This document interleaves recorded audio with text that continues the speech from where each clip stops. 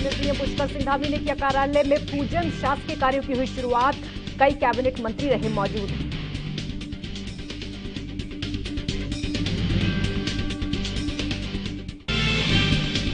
कांग्रेस प्रदेश अध्यक्ष प्रीतम सिंह का बीजेपी पर हमला, श्राइन बोर्ड के गठन को उठाए सवाल, धार्मिक भावनाओं पर प्रहार का लगाया आरोप।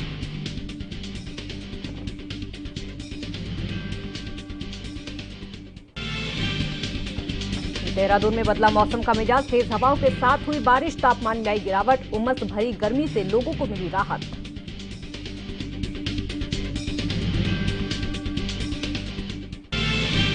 और लक्सर में 24 घंटे में पुलिस ने किया हत्या का खुलासा, पत्नी ने की पति की हत्या, पति के शराब पीने से परेशान थी पत्नी।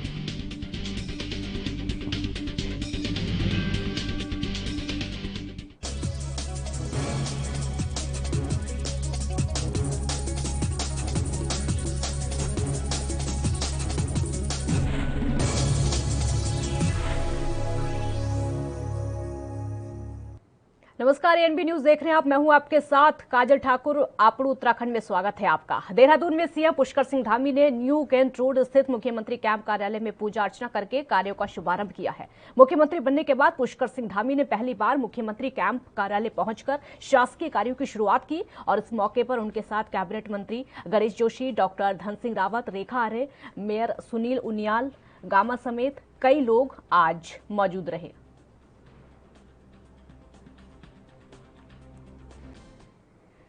सीएम पुष्कर सिंह धामी भाजपा महानगर कार्यालय पहुंचे, जहां उन्होंने भाजपा कार्यकर्ताओं की परिचय बैठक में शिरकत की। सीएम ने सैकड़ों की संख्या में मौजूद पार्टी कार्यकर्ताओं से मुलाकात भी की और इस अवसर पर सीएम ने कहा कि संगठन के कार्यकर्ताओं को वो पार्टी की रीढ़ मानते हैं और वो भी इन्हीं कार्यकर्ताओं के बीच से निकले हैं। सीएम धामी ने कहा कि आज वो जो कुछ हैं पार्टी की वजह से हैं, इसलिए आज वो अपने परिवार के बीच आए हैं। सीएम ने कहा कि बीजेपी युवा मोर्चा में रहते हुए उन्होंने लंबे समय तक काम किया, इसलिए उनका सभी कार्यकर्ताओं से बहुत ही आत्मीय संबंध है।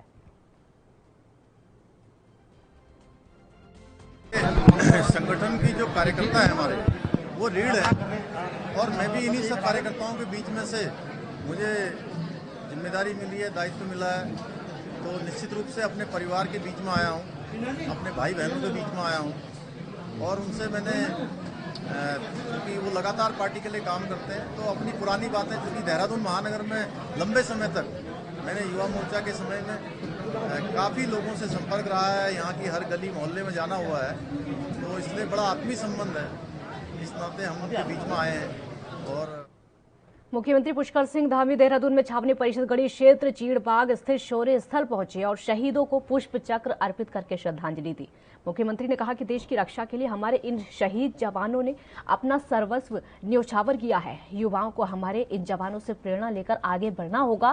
सीएम धामी ने शहीदों, सैनिकों और पूर्व सैनिकों के सम्मान में सितंबर महीने में सैनिक सम्मान यात्रा निकाले जाने की भी बात कही है। साथ ही सीएम ने कहा कि प्रधानमंत्री नरेंद्र मोदी ने सैन्य धाम को उत्तराखंड का 5वें धाम की संज्ञा दी है। उत्तराखंड के शहीद सैनिकों की स्मृतियों को संजोने के लिए देहरादून में भव्य सैन्य धाम बनाया जा रहा है।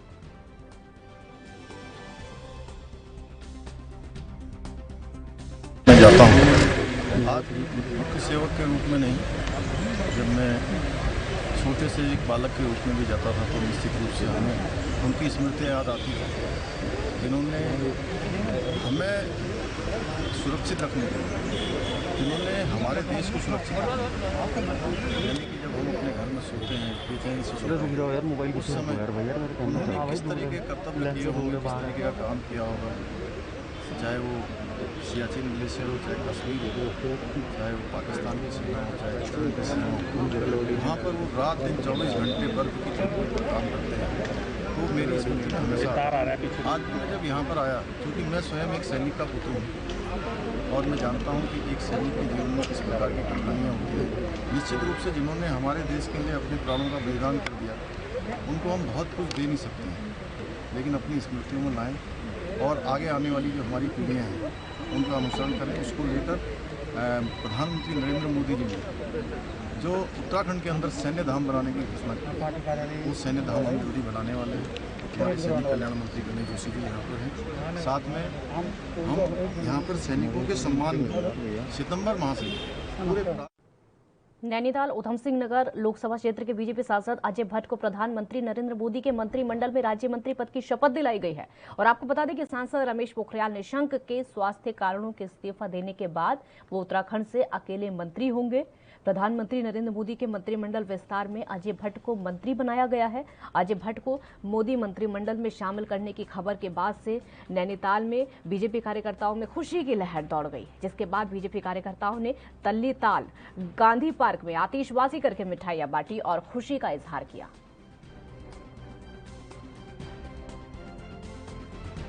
आज हम सबसे पहले अपने नगर मंडल की ओर से, भारतीय जनता पार्टी की ओर से, शहरवासी की ओर से माननीय नरेंद्र मोदी जो इस देश के यशस्वी प्रधानमंत्री और हमारे राष्ट्रीय अध्यक्ष माननीय जेपी नड्डा जी का आभार प्रकट करते हैं कि उन्होंने इस देवभूमि का मान सम्मान रखा और हमारे लोकप्रिय सांसद माननीय अजय भट्ट जी को केंद्र में मंत्री के रूप में सेवा करने का अवसर दिया। और हम सब लोग इस हिमालय पुत्र के लिए भगवान से, मां नंदा देवी से प्रार्थना करते हैं कि वो दिन दुनी रात दुगनी अपनी मेहनत करें और इस हमारे उत्तराखंड का मान सम्मान बढ़ाए रखें। और हमें पूरा विश्वास है कि माननीय अजय भट्ट जी जिस प्रकार से उनका इतना लंबा राजनीतिक जीवन रहा है, सामाजिक जीवन रहा है, उन्हें जो जनसेवा की है उसका फल आज उनको मिला है। और हमें पूर्ण विश्वास है कि पूरी ईमानदारी के साथ, पूरी निष्ठा के साथ, पूरी ताकत के साथ इस भारतवर्ष की सेवा करेंगे, जनता की सेवा करेंगे। और आपने जैसा सवाल पूछा कि पहाड़ की जो चुनाव, अल्मोड़ा जिले के सल्ट विधानसभा में सामुदायिक स्वास्थ्य केंद्र देघाट में एसबीआई फाउंडेशन और संजीवनी संस्था के सहयोग से 20 बेड का कोविड केयर सेंटर स्थापित हो गया है। कोविड केयर सेंटर का उद्घाटन सल्ट विधायक महेश जीना ने किया। विधायक ने इस प्रयास के लिए संबंधित संस्थाओं की सराहना की और कहा कि सेंटर में उपकरण और अन्य सामग्री संस्था के सहयोग से मिलेगी, जबकि मेडिकल स्टाफ स्वास्थ्य विभाग का रहेगा। संस्था के महासचिव महेश घुगत्याल ने सभी अतिथियों का स्वागत किया।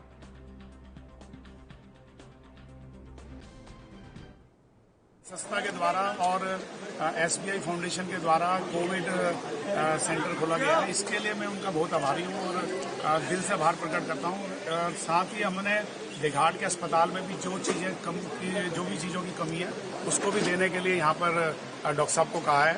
और हम पूरा प्रयास करेंगे कि संजीवनी वालों के साथ जो भी मेरा सहयोग हो पाएगा उसको मैं जरूर करूंगा। और हम इस कोविड सेंटर को और तथा यहाँ के अस्पताल को एक अच्छे उस रूप में हम देखना चाह रहे हैं कि भविष्य में यहाँ एक मिसाल के रूप में ये कार्य करें। और मैं पुनः संजीवनी और एसबीआई फाउंडेशन के सभी उनके साथ जुड़े कर्मचारियों और उनके कार्यकर्ताओं को सभी का मैं आभार प्रकट करता हूँ कि ये प्रयास वो मेरे क्षेत्र में कर रहे हैं। और पूर्व में भी वो मेरे भाई स्वर्गीय सुरेंद्र सिंह जी के साथ जुड़े रहे हैं, आज उसका उन्होंने जिक्र भी किया, उसके लिए भी मैं उनका दिल से आभार प्रकट करता हूँ। उत्तराखंड कांग्रेस प्रदेश अध्यक्ष प्रीतम सिंह ने एक बार फिर से देवस्थानम बोर्ड गैर सैन को लेकर एक बार फिर से बीजेपी पर हमला बोला है। कमिश्नरी जैसे तमाम लंबित मुद्दों पर प्रदेश सरकार पर हमला बोला है। प्रीतम सिंह ने कहा कि जब श्राइन बोर्ड के गठन का फैसला उत्तराखंड सरकार के द्वारा लिया गया और विधायक सदन में आए, उस समय भी कांग्रेस ने पुरजोर तरीके से विरोध किया था। यहाँ तक कि कांग्रेस इस मसले को लेकर सड़कों पर उतरी थी। उन्होंने कहा था कि सरकार ने तीर्थ पुरोहितों को विश्वास में नहीं लिया, हक हकूकदारों को विश्वास में नहीं लिया, सिर्फ और सिर्फ अपनी चलाई। यहाँ तक कि स्थानीय लोगों की भी सरकार ने नहीं सुनी, ना ही उनको विश्वास में लिया और जबरदस्ती श्राइन बोर्ड का गठन करके सबकी भावनाओं पर कुठारघात करने का काम किया।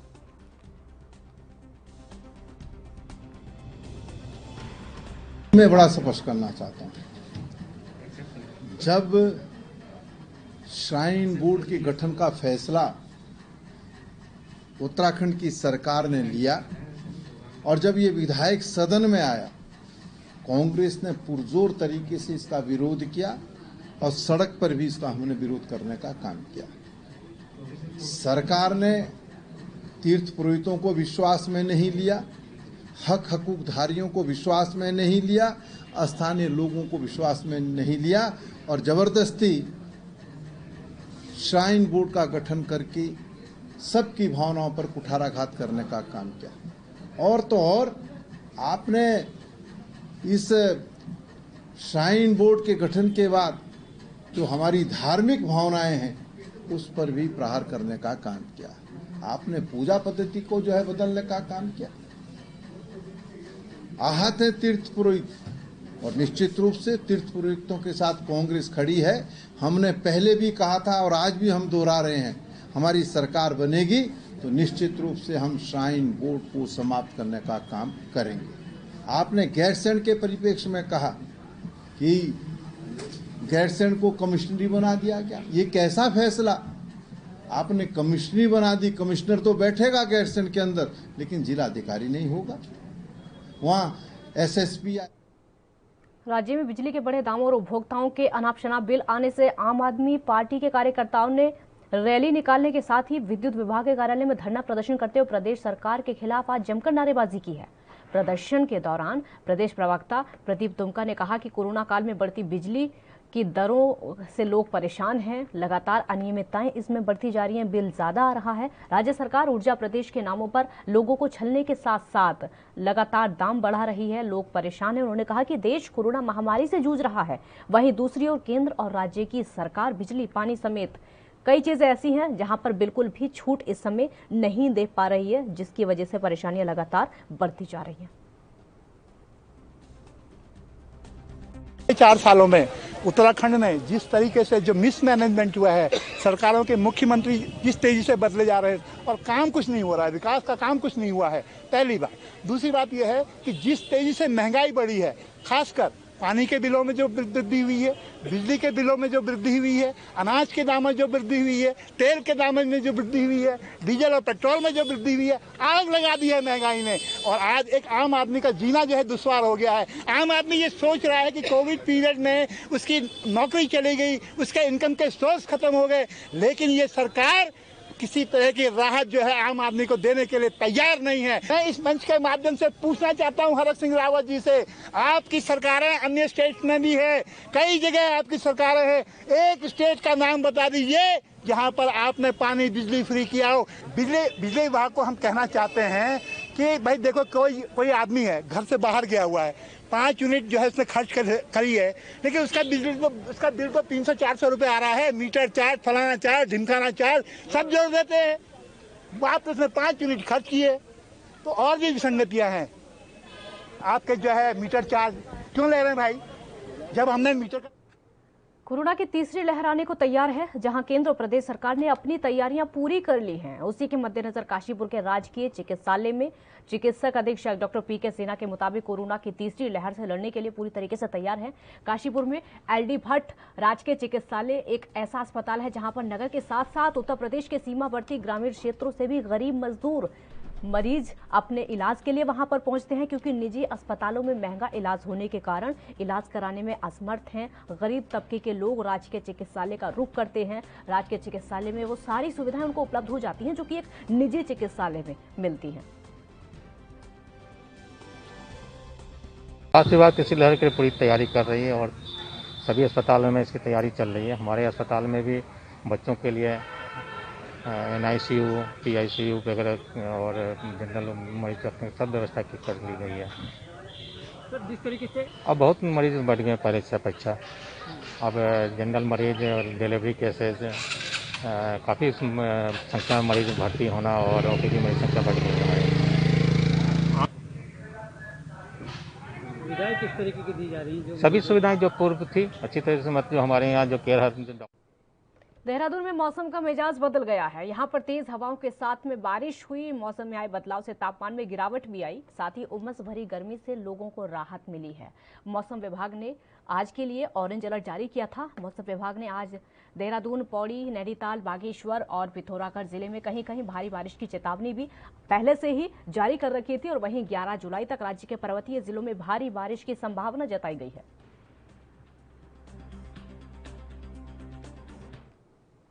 उत्तराखंड में सरकारी सस्ता गल्ला संगठन की तहसील थराली इकाई ने अपनी 8 सूत्रीय मांगों को लेकर उप जिलाधिकारी के माध्यम से जिलाधिकारी चमोली को ज्ञापन भेजा है।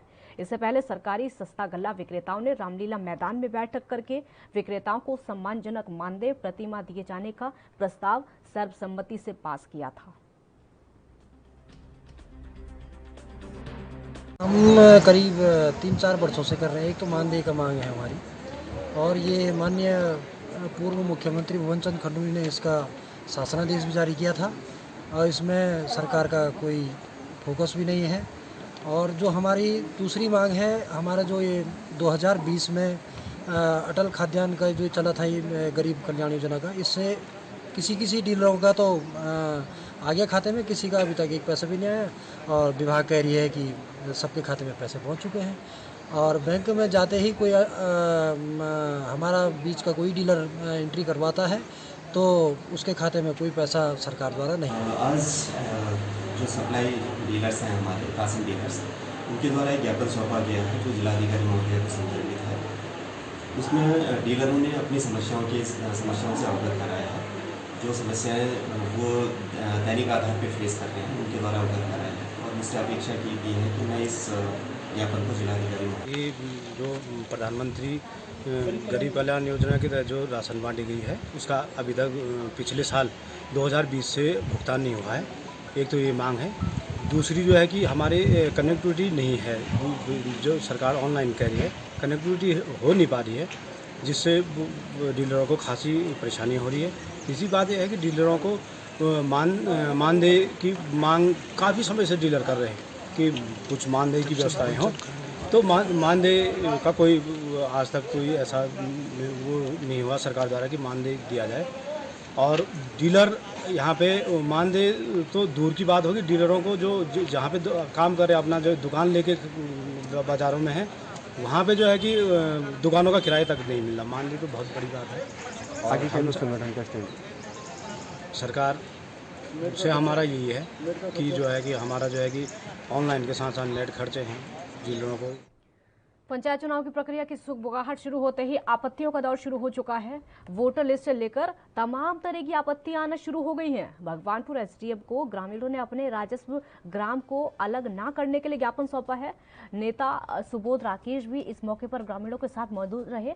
सुबोध राकेश ने कहा कि जिस तरह का स्तर है वो इन ग्रामीणों की मदद करेंगे, भले ही इस काम के लिए उनको सचिवालय तक दौड़ लगानी क्यों ना पड़े। वहीं एसडीएम ने कहा कि ग्रामीणों ने जो ज्ञापन दिया है उसको आला अधिकारियों तक पहुंचाया जाएगा।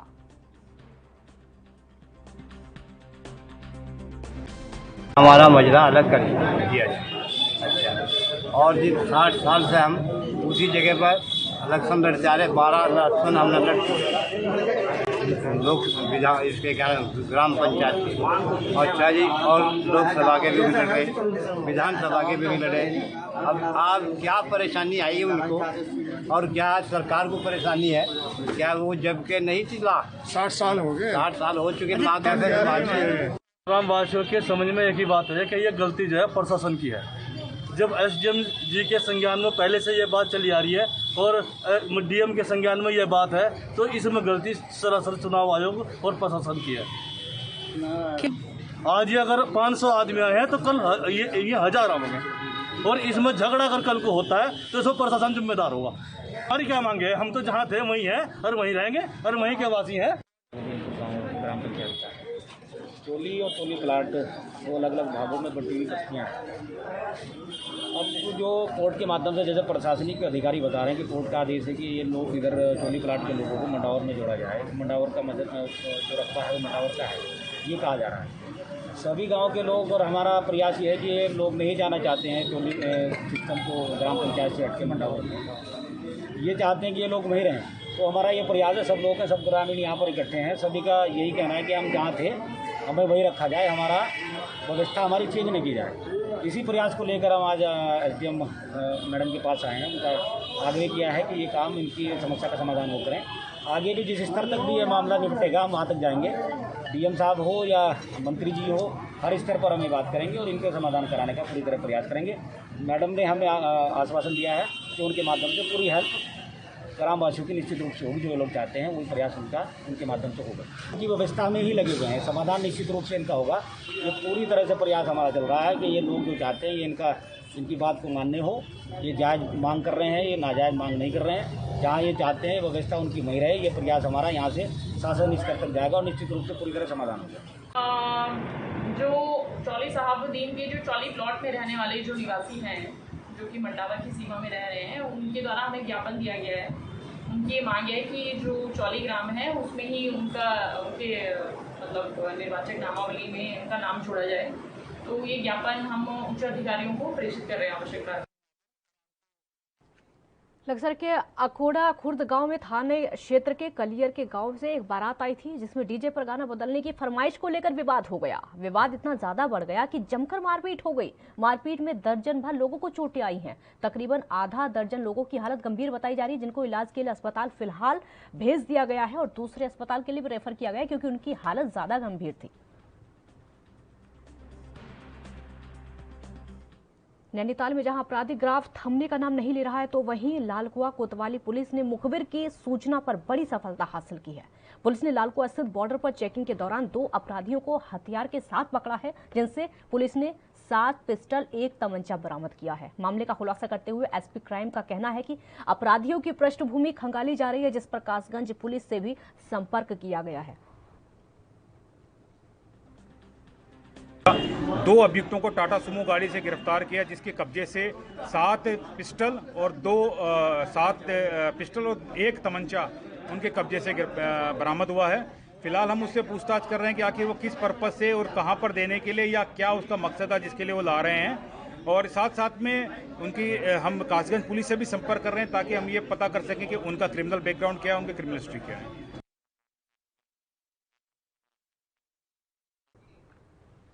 कानपुर के दल्लावाला गांव में बीते 3 जुलाई को 4 लोगों ने एक राय होकर एक महिला की लाठी डंडों से धारदार हथियार से पीट कर हत्या कर दी थी। महिला की मौके पर ही मौत हो गई थी। इस दौरान महिला के पति को भी काफी चोटें आई थी। पति ने शिकायत दर्ज कराई थी। पुलिस लगातार इस मामले को लेकर दबिश दे रही थी। आखिरकार पुलिस ने 2 अपराधियों को गिरफ्तार कर लिया, लेकिन 2 अभी फरार हैं। 2021 को एक सूचना मिली थी हमें रात को कि एक महिला कमलेश का जो है आपसी झगड़े में जो है वो मृत्यु हो गई है और मौके पे पहुंच के पंचायतनामा की कार्रवाई की गई थी और इसको लेकर 3 टीमें जो है वो हमने लगाई थी और इसी के क्रम में जो 2 आरोपी हैं, मुख्य आरोपी हैं, उनको हमने गिरफ्तार कर लिया है। एक आरोपी का नाम अमित है और दूसरे का नाम गुरदीप है और दोनों को हिरासत में ले लिया गया। आज कोर्ट के सामने इनको समक्ष जो है प्रस्तुत किया जाएगा। आप उत्तराखंड में फिलहाल इतना ही। देश और दुनिया की बाकी खबरों के लिए आप देखते रहिए ANB न्यूज। नमस्कार।